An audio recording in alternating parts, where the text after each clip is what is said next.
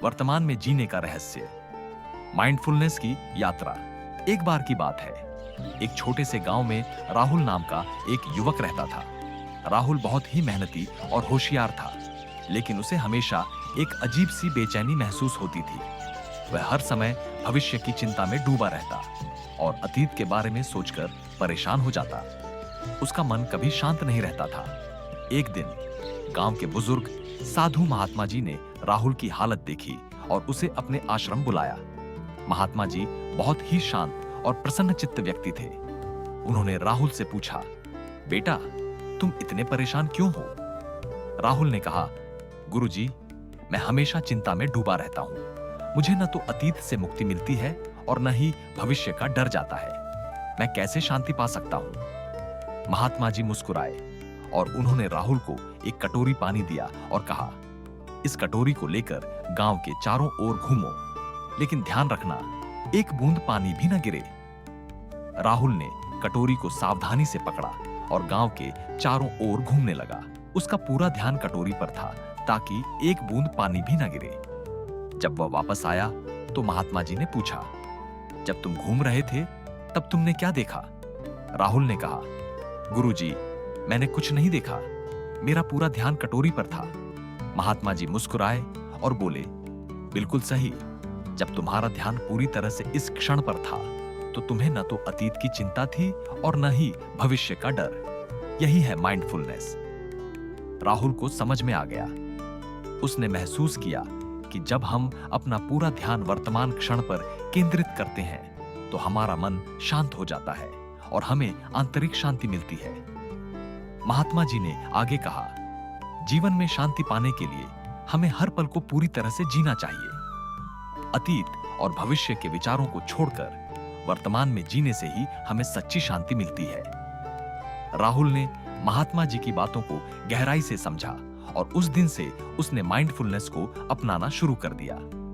धीरे धीरे उसकी बेचैनी कम होने लगी और उसे आंतरिक शांति का अनुभव होने लगा। राहुल ने महात्मा जी की सीख को अपने जीवन में उतारना शुरू कर दिया। वह हर दिन कुछ समय ध्यान लगाने लगा और अपने कामों को पूरी तन्मयता से करने लगा। चाहे वह खेत में काम करना हो, खाना बनाना हो या बस बैठकर प्रकृति को निहारना हो, राहुल हर पल को पूरी तरह से जीने लगा। एक दिन गांव में एक बड़ा मेला लगा। सभी लोग खुशी खुशी मेले में जा रहे थे। राहुल भी अपने दोस्तों के साथ मेले में गया। वहां नाच गाना, खेल तमाशे और तरह तरह के स्वादिष्ट व्यंजन थे। राहुल के दोस्त इधर उधर भाग रहे थे, हर चीज को जल्दी से देखना और करना चाहते थे, लेकिन राहुल ने अपनी गति धीमी कर ली। वह एक एक पल को महसूस कर रहा था। उसने मेले की रंगीनियों को, लोगों की हंसी को और संगीत की धुन को पूरी तरह से अपने अंदर समा लिया। जब वह मेले से वापस लौटा तो उसके दोस्त थके हुए और परेशान लग रहे थे।